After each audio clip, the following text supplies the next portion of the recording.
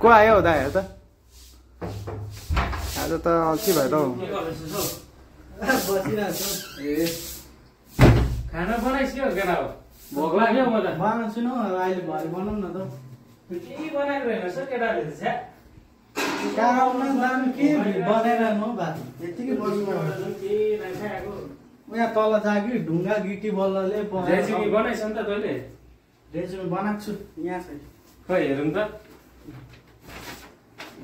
खतरा छ त हौ अनुहार त म चाहिँ किन नराम्रो जस्तो लाग्छ अब्जेक्टिभ अरे एक्सपिरियन्स